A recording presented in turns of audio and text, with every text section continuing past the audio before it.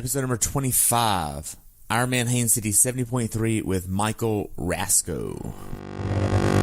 Welcome to the pursuit of the perfect race. I'm Coach Terry Wilson, and with each episode, I bring stories of athletes to you that share their experiences at races in order for you to learn how to have your perfect race.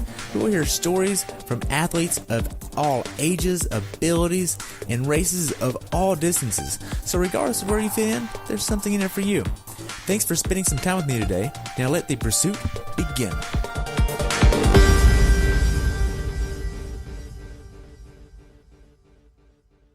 Hey everybody, welcome to the next episode of the Pursuit to the Perfect Race. Today I have the pleasure of talking with Michael Rasco about his race at Ironman Haines City 70.3 that took place on April 8th, 2018. The temperature on race day was in the upper 70s starting off and warmed up to the mid 80s by the time they got on the run course. And the water temperature was 75.9. He is a member of Big Sexy Racing and has been on the team for 5 years now. He is a lifetime athlete and has been doing triathlons for more than 12 years. I look forward to hearing about your race, Michael, and welcome to the show. Thank you. So what made you want to do this race? This race was actually, there was more than 60 people from BSR Racing that were doing the race. It was the Tri-Club Championships. And I just wanted to be there and support my team and represent BSR. And it was hard to miss that because there's so many races. To have this many teammates on the team to be at one race, it was just I couldn't pass it up. So, and I love warm weather races, and I'm not a cold guy. If it's cold, I turn into a baby, and I whine about it, and I hate it. So I'm definitely a warm weather guy. I'd rather suffer in the heat than suffer in the cold. So nice. So how was your training going into this race? Training was not great because it was the first season race for me, first of the year race for me. And I usually kind of, as long as I've been doing this, I like to sort of build into the season. So usually I'm more fit later in the year. And I've got 5 kids, a job and all these, wife and all these things. So it's kind of the off season after maybe November, December, and January. So it's kind of like I like to build slow, and that's, I think, been a recipe for my longevity in the sport to, be able to do the sport for 12 years now. I kind of take my time a little bit more. I don't take every race so seriously, but this, it was good. I mean, I was where I usually am for this time of the year, which I'd say maybe, I always say A is my top shape. I was probably C, around a C minus shape, but had a few issues with my left quad for running. So I knew the run was going to be not great. And this is probably not the 70.3 for that to be the case because it's a very tough run on this race course. You're sitting there running and you're like, man, never playing this race. It's like not nice, but it's a very hilly course. It's a 3-lap around the lake at the park. And it's a challenging run course. I've done a lot of these things, and this is a pretty tough run on this one. So, okay. But now, did you have a certain plan you were using for this? I really don't have a specific. I mean, I have my own personal specific plan. I don't follow a coach's plan. I don't have a coach. I've used an online coaching one time, and that was I raced Kona in 2015. And I actually used a Mark Allen online training program for that race. I didn't want to blow that opportunity. And so I just wanted to make sure I crossed all my T's, dotted all my I's for that. But I've kind of used my own personal formula that I've come up with that seemed to work. I've done probably over 40 70.3s, and I just kind of know what works for me. And I kind of read my body pretty well and know, what's working, what's not working. But did you miss any training going into this race? I did. I missed a lot of run training.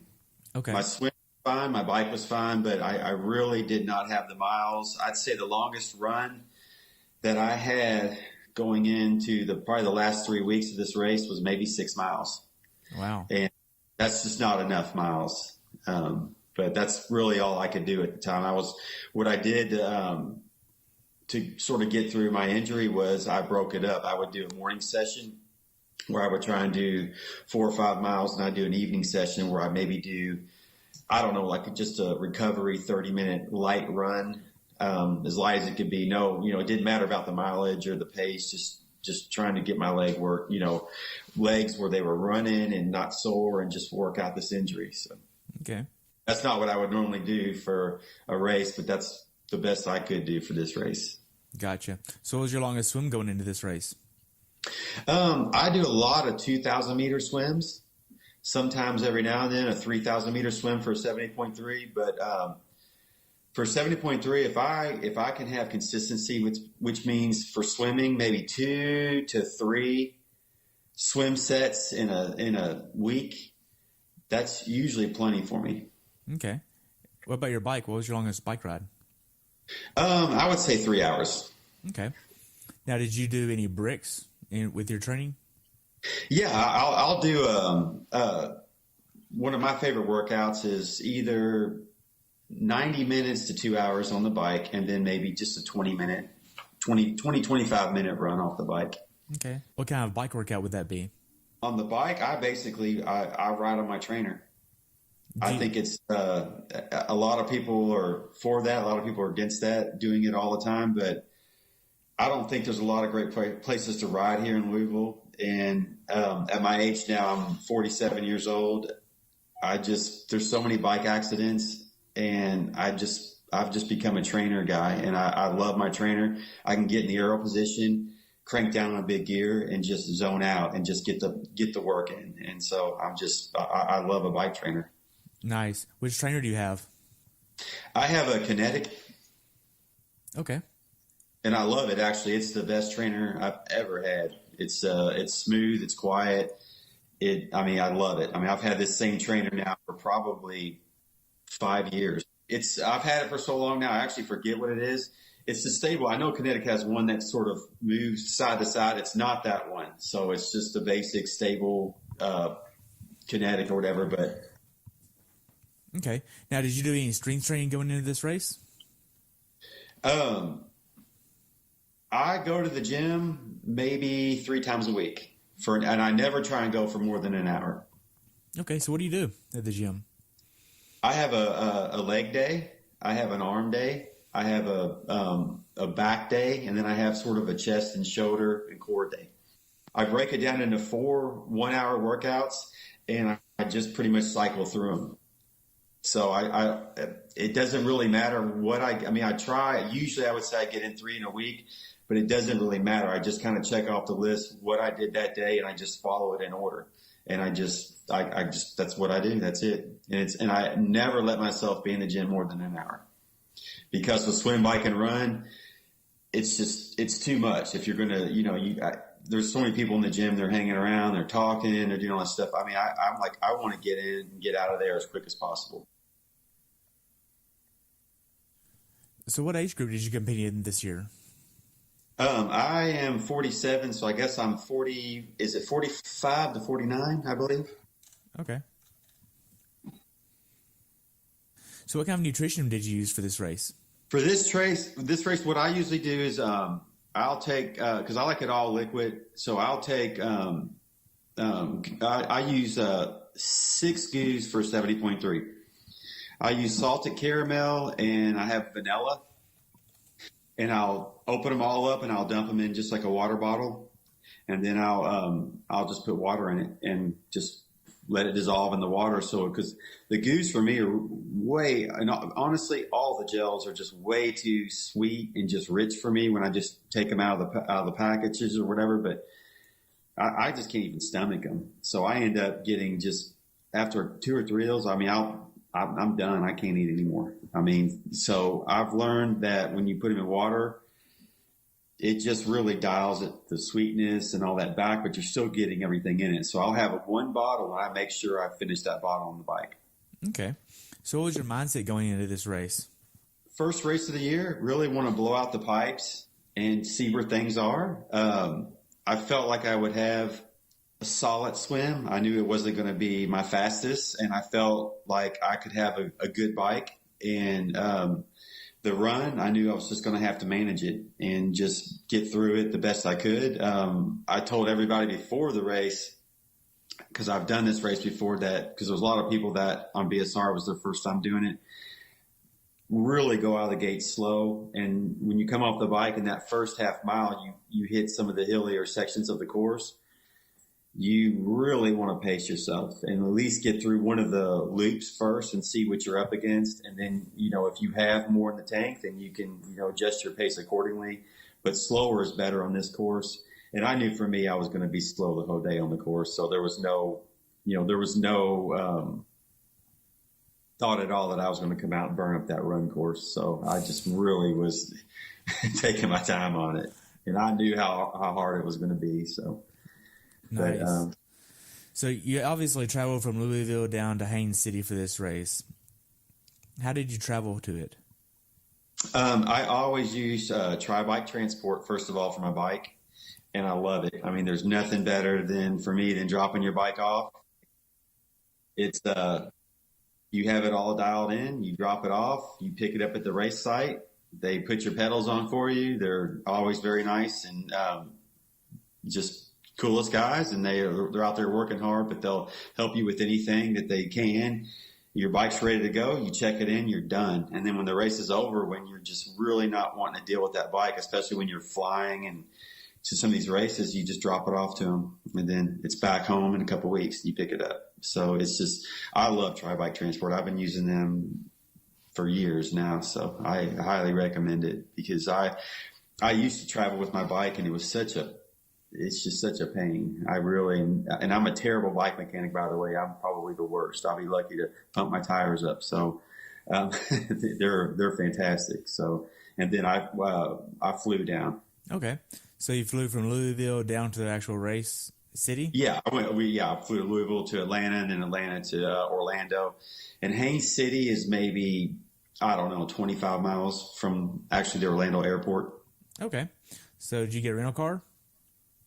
I did not. My brother lives in Ocala, Florida, so I stayed at a hotel. I think it was called Celebration, which is probably 10, 15 miles from the airport. So it's about halfway from the airport to the actual race site. And my brother down there, he came up and he stayed with me, so he kind of chauffeured me. That's nice.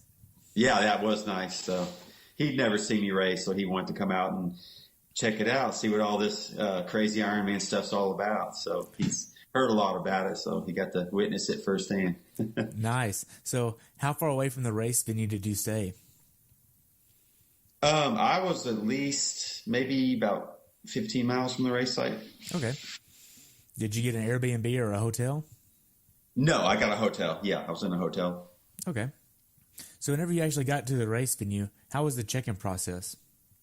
Oh, it was awesome. It was, it was no problem at all. I was there. I got there a little bit, I don't want to say late, but I got there on the final day to register, but I walked right through it. There was no line at all. Got right through. It's a real convenient. Everything in this race is really convenient. Everything is right by each other. The transition's right there. The Ironman Village is right there. The check-in's right there. There's nothing far away from, there's no, once you get to the race site, you're there, you're done. So it's a real convenient race to do. Other than the fact Haines City is kind of, it's a small little town. It's like, it's a one horse town for sure. But the park is really nice that they have the race in. So the venue is actually, once you get to the venue, it's actually really, really well ran race, and it's a nice venue. So I enjoy it. Okay. So what were your final workouts going into the race? Well, I've already talked about the run a little bit. I was doing 2 sessions on the run because I couldn't run really more than 6 miles. That was the longest I could run. So that was, and not even that wasn't pleasant. My left quad would act up on me.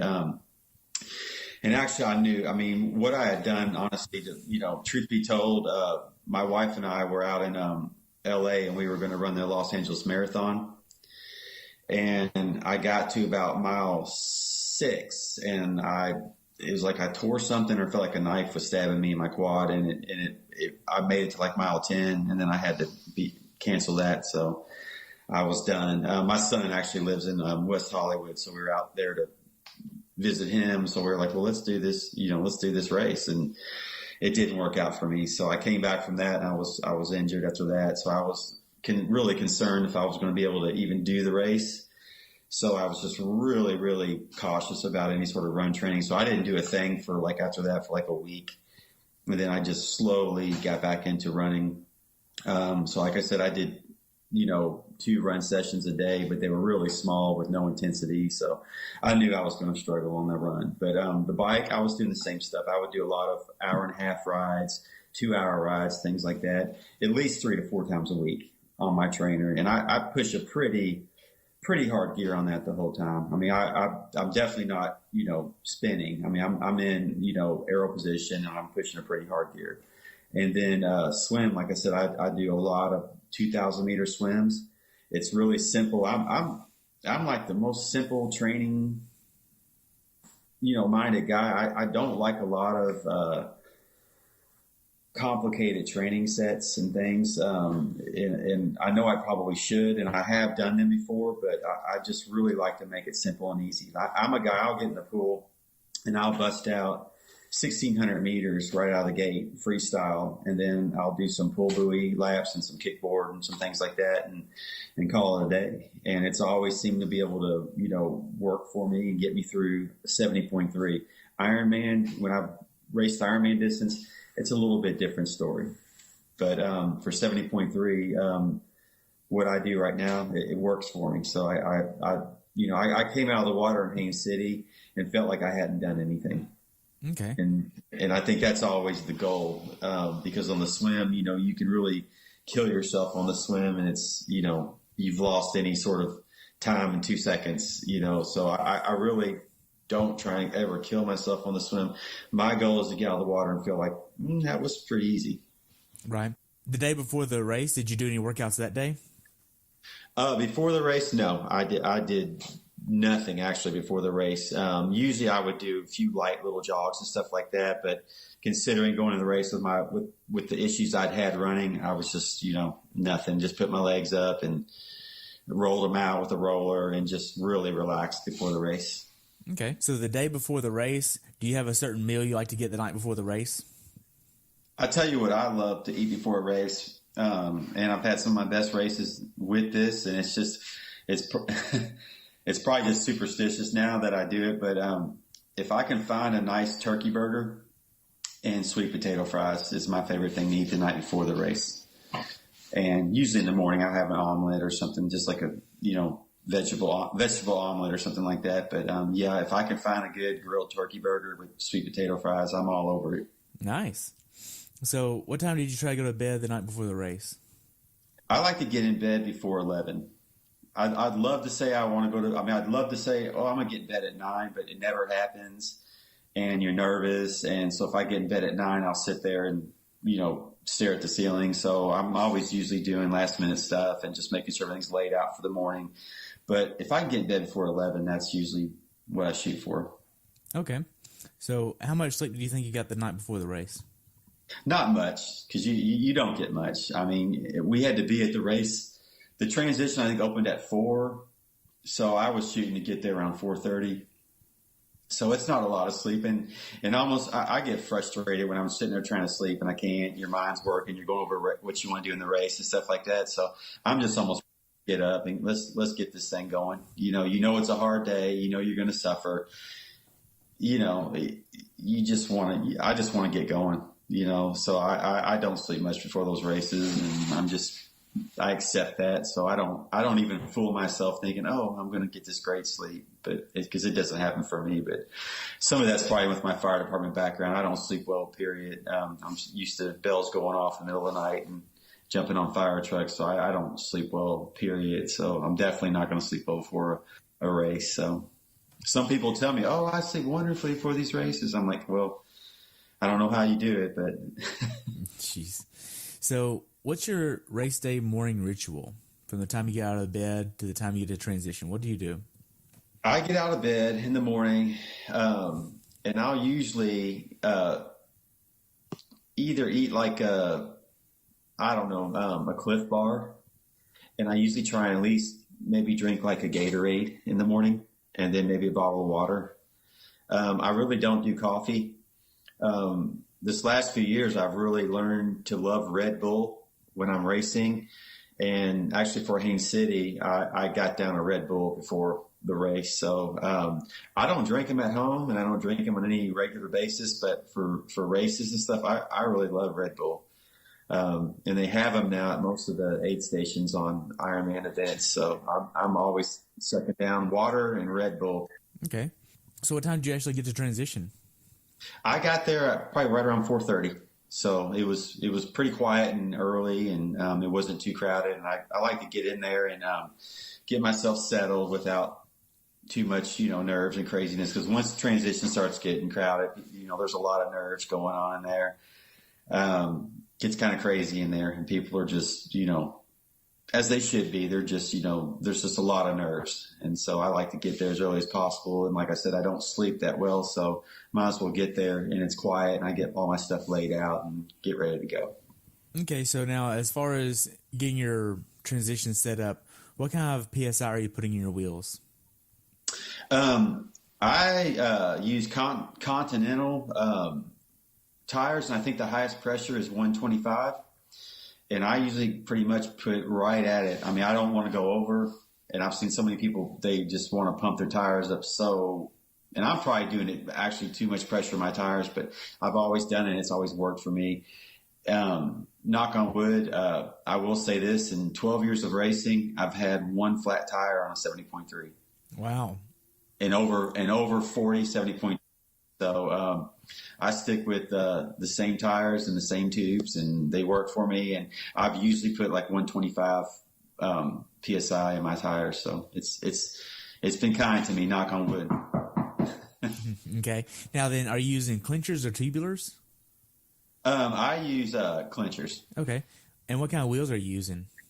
I have Reynolds. Okay. They've been with one of the team sponsors for BSR for a while, and so they're really nice wheels. I love them. They've been good. Yeah, I rock the Strikes on my bike, and I love them. No complaints. I like the Strikes because they're 60 millimeters, and I can just put an 80 millimeter stem in there with no extender and call it good. Yeah. I actually, the ones I have, I use the 80 millimeter stem as well, and it comes out just enough for me to get the pump on it. But I think they're 76. But I use on the front and the back. But yeah, I love the 80. To me, simple is better. Anywhere you can simplify, do it, because on race day, the more moving parts you have, the just more stress you have, the more things that go wrong. And so I love it. I love those 80 millimeter tubes. They're awesome. So nice. Now, as far as how you lay out your transition, how do you lay out your transition area? Once again, simple is better. I've got my shoes laid out. I put my socks in my shoes. I've got iBungee elastic laces in my shoes. So those are right there. I usually wear sunglasses and a hat. And I just kind of put that all together. On the bike, we don't have to wear a race number belt anymore. So when I come out, basically, I wear a helmet that has a shield on it already. So I don't have to wear sunglasses on the bike. So my helmet is basically on top of my bike, and the strap or whatever, I usually hang it on something so it won't fall off of somebody, because people are, they bang into your stuff in transition, kick your stuff, and, and actually this year I tried something different in Haines City. Instead of laying my stuff out to where it's sitting out, I actually had a triathlon bag right next to my bike, and I just left it in my bag. But I sort of had it in my bag where I knew where everything was. Like my shoes were a certain way where I could just pull them out, and I knew my socks and sunglasses were in the shoes. So everything was together. So that way nobody could kick my stuff around. And the only thing I had on my bike was my helmet. So it was real simple. I like simple is better on race day. Nice. Now, what kind of helmet did you use? I used a Specialized TT helmet. Okay. In between the time that you left transition and got ready for the swim, what were you doing? When I left transition, I actually went down to meet my brother. He was trying to meet up with me somewhere. And then I go down to there's a beach where you self-seed for this race now, which I think is the new trend in Ironman. They used to have you start it with your age group or your waves. I'm not sure what they did in Galveston, but now it's just all this it's a self-seed thing. And a lot of the races I'm doing now, so I think they're trying to go to that where you just there's signs that say what you think you might swim, and you just kind of jump in line there. And when it goes, it's just, you're in line. So there's a beach down there. I like to go down there and do some arm stretches and things like that. And that's about it. And there were so many VSR people there. They were everywhere. And it was really neat being a part of a tri club. And I actually highly recommend that. There's so many tri clubs out there now, but I highly recommend joining one, whether it be a local one or a national one or whatever's around you. I highly recommend it. Just so many little nice things. I'm sitting there in the morning, and I'm trying to get my wetsuit on, and two guys on my team that I actually hadn't even met yet, they walked by and they're like, "Hey, you struggle with that? You need some help?" And I was like, "Actually, I do." And they helped me get my wetsuit on, zipped up in the back and stuff. So it's nice having teammates around and stuff. I mean, triathlon is it's a one-man sport once you're out there racing, but a lot of people are like, well, what does a team do for you in triathlon? But it's huge. I mean, it really is huge. You get information from people. You show up at races you've never done, and you run into a teammate. They tell you where things are. If they've done the race before, they can share information with you. It just makes it so much easier to race when you are with a team and you meet a lot of cool people. So, to bounce off of what you said with the team, in Galveston, there were 3 team members that weren't racing. We had Greg, Nova, and Matt that weren't racing down in Galveston, but they showed up anyway, and they were out on the run course, and I was wearing the year before last kit, and they were wearing all the same stuff, all the matching stuff to go along with it, and I mean, they could see me for a good 800 yards off, and I could hear them cheering as soon as they saw me, and it was awesome. Yeah, and it's nice. So now, were you stressed at all during this time? Was I stressed? Yeah. Honestly, I'm stressed at every race, and as long as I've been doing this, but that to me, that's the fun. That's the juice of racing. I mean, I like to be. I think being nervous is good. I think you should be nervous. I mean, I never want to be too calm. I've raced a lot, and I've raced a lot of places. I've done some of the bigger races and things like that, and I still get that feeling at even local races and smaller races. I still get that nervous and that adrenaline, and that's part of the sport for me. That's what I love about it. And this, just talking about team stuff as well, I have to throw this in on this race. There was a corner set up where you have, Chris McDonald and Erika race there and a bunch of other people from BSR. They're sitting there cheering everybody on. They have signs up. They're over there it was just having a party all day on that corner. And this was a 3-loop run course. So you knew every time you got there that they were just going to go wild for you and just cheer you on. That's really neat, especially for BSR. I mean, you've got a pro triathlete who's won 7 Ironman races, around the world, and this guy's sitting there cheering you on, and it's just awesome. I mean, just being on BSR has been such a pleasure for me for 5 years, and I can't say enough about Chris and Erika McDonald. They've been fantastic at running this team, and I'm sure you know that. But I do get nervous, but I like that. I like to be nervous in these things, and a lot goes into it. A lot of preparation goes into it, and you just want the day to go well. And and this race was a little bit different, in the aspect that because you were on the team and it was the track championships, you want to make sure you finish. I mean, you want to help your team the best you can. So it wasn't a race that, you felt like, oh, if does it go well, I can just drop out or this or that. Like my mindset was, I'm finishing this race if I'm crawling. So nothing's going to not make me finish this race. So, but for me, the day went actually pretty smooth, and the run was a little slower than I liked, but I got there. So that was, anytime you can cross the finish line at 70.3, that's a good day. I don't care what your time is or everything. It's a good day. Right. The final few minutes before the race started, what were you doing there? Before the race started? Yeah, just the final few minutes before the race started, what were you doing? Just going over in my head, just what my plan is, making sure, you don't want to get caught up in what other people are doing.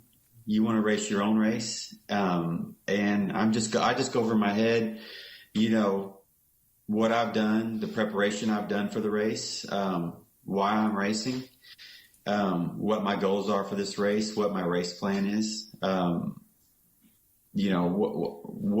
I want to do. And so if I go over my head what I want to do, what my race plan is, I don't get sucked into what other people are doing. And that's really just kind of the things I think about before a race.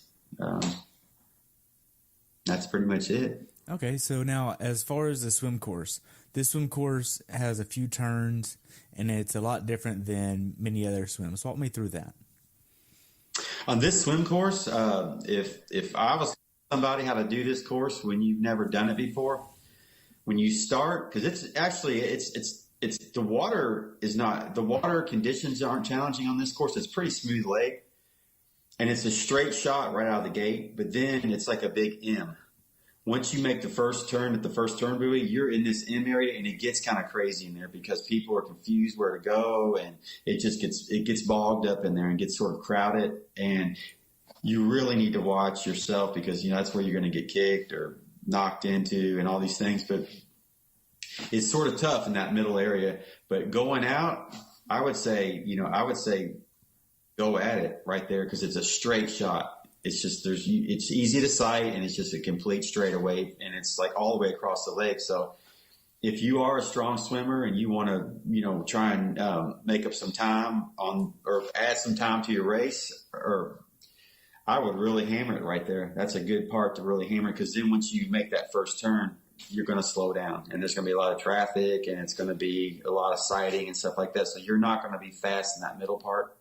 But and then once you come out of the middle part of the M and you go on the last turn buoy, then it's just straight away to transition. So then that's another area where you can really, drop the hammer, so to speak, on the race, on the swim course.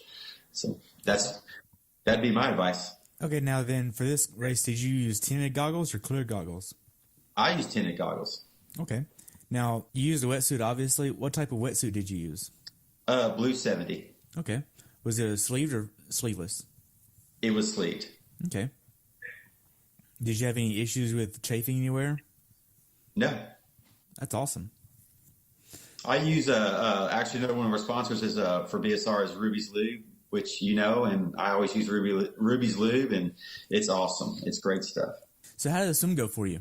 No problems. I felt strong. I felt like I got out of the water, and I hadn't done a whole lot. It probably wasn't my fastest swim. I like to swim. I think I was around 41 minutes maybe. I like to swim. Usually my goal is always to swim about 35 minutes. So I was, not that, but I've never swam fast on this course before. And like I said, that middle area really gets you out of your groove and out. I'm a rhythm guy. I like to get, in my swim and just kind of zone out and just focus on my stroke and my, and I'm always going through swimming, just placement, body placement, and just keep running through my stroke. Am I doing what I'm supposed to be doing with my swim stroke? And it really throws me off my game, that middle part of the swim course. So I knew it'd be a little bit slower than I wanted. But like I said, I got out of the water. I was like, man, that's great. I feel like I didn't do anything. So. Good. Now, from the time you get out of the water to the time you get out of T1, walk me through that. You get out of the water, I immediately start unzipping the back of my wetsuit and trying to come out of it with as far as the arms and everything like that as I'm running through. And the transition is like, actually, my bike was at the end close to where you bike out, so I had to run quite a bit through transition to get to my bike. They have some little pools there set up to just wash the sand and stuff off your feet, which I run through those, just get all the gook off your feet, stuff like that. And then, so it was quite a little bit of a jog for me to even get to my bike. But once I get there, it's just get out of that wetsuit, get my helmet on, and I'm out of there. My shoes are already clicked into my bike. It's something that takes a little bit of practice. You see a lot of people that will put their shoes on first and try and run with their shoes on, but I hate that personally. I would never try and run with bike shoes. So if you don't know how to sort of just, get out of transition and pedal on your shoes and get on your shoes while you're riding, I mean, it's something you can learn. That's another thing you can practice on your trainer. And because I leave my shoes clipped in on my trainer. So when I get on my trainer, I'm actually pedaling on my shoes, and I go into my shoes while I'm on my trainer. So I would definitely learn that skill coming out of T1 or whatever. It's so much easier to run without those bike shoes on. So it is. Now, do you have a strategy for the bike? For the bike, actually I do, and I think everybody should. That's something you should think about instead of just getting on the bike and say, I'm just going to hammer this bike, and I like to break down the bike course. I read an article a long time ago with a professional athlete named Tim DeBoom, who, he's won in Hawaii 2 times. He had an article, I think, in Triathlete Magazine about breaking down the bike course, and I read that probably a decade ago, and it's always stuck with me, and it's pretty much my Bible for the bike. And it's basically just breaking the course down. First 10 minutes, recover from the swim, get some fluids in you, let you're nervous, your adrenaline's going, let yourself calm down, and just, first 10, 20 minutes or whatever. So that's, or you can say, let's say first 10 miles. Don't really worry as much about aero position. Just, get yourself settled, get your heart rate down, calm down from, the swim and everything like that. Try and get some fluids and some nutrition in you. After 10 miles, start thinking about a good aero position. Then you go in your aero position, maybe on a 70.3s for 30 miles, and really focus on just trying to stay in your aero position as much as you can. Continue with your nutrition. After about 30 miles, well, now you're in aero, you're at 40 miles. So then how are you feeling? Always reassess how you're feeling. And then I like to come out of the aero position a little bit on the last 10 miles and make sure I'm not pushing too big of a gear and think about running at that point. And so, that's just a typical maybe race plan that I would come up with on the bike. But, you can adjust, if you know a course really well, you can adjust your bike accordingly. But I always like to go on with sort of what I'm doing instead of I'm just going to ride and pedal. I like to know, look, this 10 miles, this is what my goal is. This 30 miles, this is my goal. This next 10 miles, this is my goal. Okay. And that's how I approach it. For what I give my athletes is I tell them we're going to take this in quarters. We're going to take 14 miles, 14, 14, 14. It all adds up to 56. And we're going to take the first 14 a certain way, the middle 28 a certain way, and then the last 14 in a certain way. And then depending on the athlete, we might be doing something a little bit different along the way. But that way, hey, you can go 14 miles in under an hour. Almost anybody can do that. So it's going to be really simple to actually wrap your mind around, hey, we're focusing on this one thing for 14 miles. Then you can chomp it away, and it doesn't seem so daunting. Yeah, I mean, exactly. And it's like when you're just looking at this as a whole, it's like, wow, like you just said, it just seems like, man, that's a lot. But when you start breaking this down into sections and just attack that section of it and not worry about what's down the road, just worry about what you're doing at the moment, the section that you're in, I feel like the race goes much quicker. I feel like you stay more focused, and I feel like you run a better race. And so I'm just instead of just winging it through these races, I really like to sort of have a race plan on what I'm doing for that day. And like you, to go back on the swim, I try and run that through my head before the swim. This is my plan. This is what I'm here to do today. And I'm not going to get suckered into other, because there's so many, these bike races are very surgy. I mean, there's a lot of people that you'll end up kind of falling into, or maybe they're biking around you, but they want to pass you back and forth, back and forth. I try and just ignore all that and just say, this is what I'm doing. I just don't get worried about people flying by me or what else is going on. I'm like, this is what I'm sticking to. When I really do that and I stick to my race plan, I've always had my best races. Okay. Now, for this bike course, were you trying to hit a certain cadence or power number? Not really on this bike course. I just usually, my goal once again on the bike is, a great day. I'd like to bike 230, but I want to be between 230, 240. Okay. Right around. That's a pretty good bike for me. Okay. Now you mentioned you were doing goos for your nutrition. Were you trying to hit a certain number of calories per hour?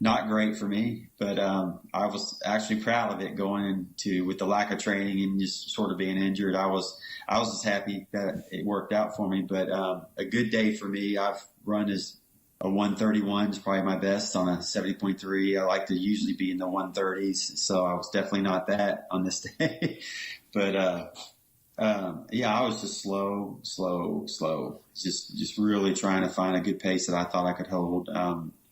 Maybe low 9-minute miles, maybe dipped into the 8s a few times, but I definitely on this course, take your time with the 8 stations, get everything in, because this is a tough run course. There's a lot of hills on this course. For this run course, were you monitoring your heart rate at all, or pace, or what metrics were you going on? I don't use heart rate. I do if I'm racing a full Ironman. I've used heart rate, but on a 70.3, I just go on feel. I just keep it simple. I just run on feel, and I usually know from training where I'm at and how hard I can push. But I do have my Garmin on, and I know what I'm running as far as the miles. So I sort of know, based on my fitness, just from doing this for a while, what I think I can run as far as a pace on the mile. So pace per mile, I sort of know what I can run. So I just watch my Garmin. If it says 9:30, I know I'm going way too slow and I can push it a lot harder. If I'm in the 7s, that's usually where I want to be. Okay. Now, did you have any cramping issues on the run? No, I didn't. I really didn't. That's good. Now, were there any hills or rough terrain on the run? There was a lot of hills. I wouldn't say any rough terrain. I think it was pretty smooth, but there was definitely a lot of hills. If you're going to do Haines City, you want to do your hill training for sure. Okay. Now, mentally, how hard was this race for you?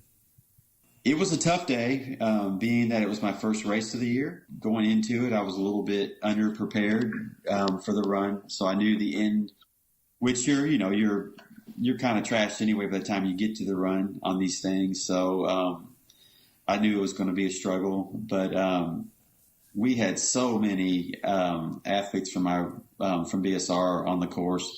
They were everywhere cheering you on and just keep going. We were all supporting each other out there. Every other turn you saw somebody from BSR. So that made it great, made it a lot easier. And then, like I said, there was, Chris and Erika had this whole little corner where they were cheering for you. It's just, so it was a fun day. I would highly recommend the race. It's a good race. Nice. So how were the final few miles for you? Final 2 miles were, let's just get there. Good. They were good. I was ready to get there. There's going to be a lot of, friends and stuff there at the end. So there was no problem. Final 2 miles went really smooth for me. Okay. So the last 800 yards of the race, how was that? Oh, it's fantastic. I saw my brother. He was there. So he was cheering me on. Like I said, he'd never seen this madness, up close and personal, so he was in awe by it. He just, as soon as I finished, we talked, and he was just like, "Man, I've never seen so many people doing something like this, and just working through it." And he said, he was just in awe. He just thought it was an amazing thing. He's really interested in it now. So just going to see one race from something that he was really never really made his radar. He can't quit talking about it now, just being a spectator. So that's awesome. So after you crossed the finish line, what'd you do next? Hung out with my brother and drank about 2 bottles of water, and then took about 2 bottles of water and just soaked myself with it. And then we just hung out. We went over to the transition area. I got my bike out of transition and immediately took it over to Tri Bike Transport again, my favorite thing. Dropped it off, and I was done with that. And then we walked over to the one corner where I knew there was a lot of BSR athletes, and Chris and Eric had been all day, and we walked over there. I think we drank a couple beers, and we cheered on the rest of the people in the race. There were still quite a few people racing and people from my team, and we just became cheerleaders at that point. Nice. So how was your recovery process? I'm still recovering. Actually, yesterday I swam, and I've done a few really short runs. I haven't biked any yet, and so that's it. I kind of just start off slow. I'm probably going to actually go to the gym today and get a gym workout in. I just listen to my body. If I try and do something and it's not feeling good, I stop, because your body's so depleted and wore out after these races. You're very susceptible to get an injury. So you really need to, but you're pumped. A lot of people are charged up and pumped, and they want to go right back into training. And I'm not saying that active recovery is what I call it is not a good thing to do, because I'm all about active recovery. But you really have to listen to your body at that point and be good to yourself and kind of your body, because it's you are very susceptible to be injured at time, tear something, pull something. So just start slow would be my advice on that. But that's what I do. I just start real slow. So looking back on it, how well prepared do you think you were for this race? For that time of year for me, about as well as I probably will be. So, like I said, from, A to Z, or A to D, I guess, for my personal scale, D being the worst shape, A being the best shape, I think I was about a C plus maybe. Okay. So what's something that you learned from this race that you'd like to pass on to someone else that hasn't done this race before?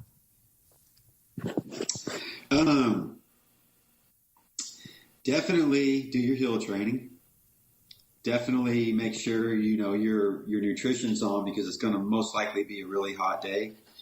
Other than that, just like I said, if you're not a person that really comes into a race with a race plan, I think you're selling yourself short. Have a race plan, and make sure your nutrition's dialed in. But this is a good race. I would recommend it. It is a really good race. So be prepared though for the run. The run's going to be tough. Okay. So if athletes want to follow you on social media, where can they follow you at? You can follow me at Instagram. I don't put much on there. You can follow me at Twitter, MW Rasco, and Facebook. So I'm basically on just about everything. Okay. It's usually MW Rasco, and I'm sure I'll pop up on there. So we covered a lot. Do you have anything else you'd like to add about your race?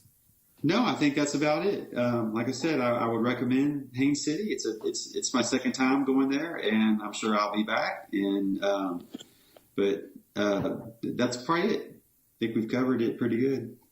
Okay. So I only have one more question for you. What is your definition of a perfect race? A perfect race.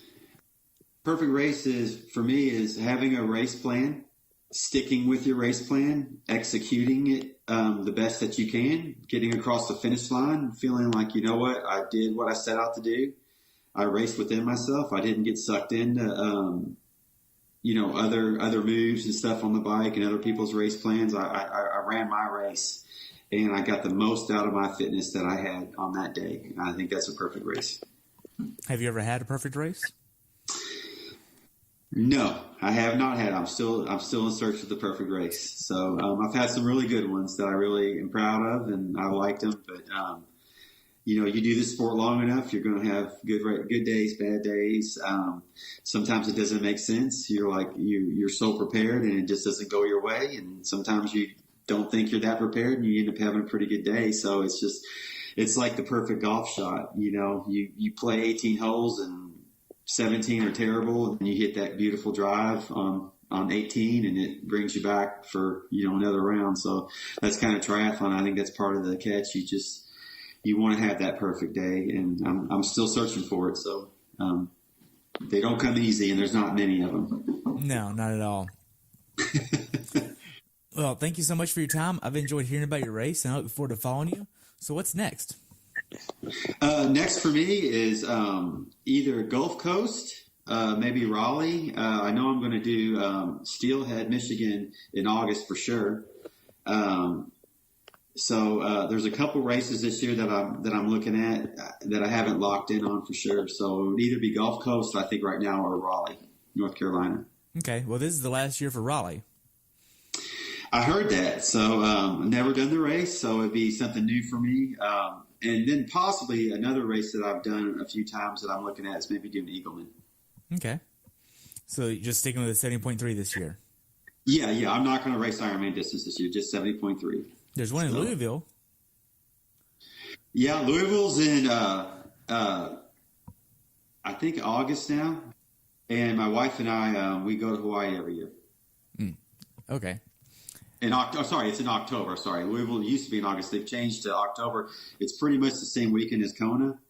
And my wife and I, we go to Hawaii every year just for race week. I raced Kona in 2015, but we go there as spectators just because we love the week there.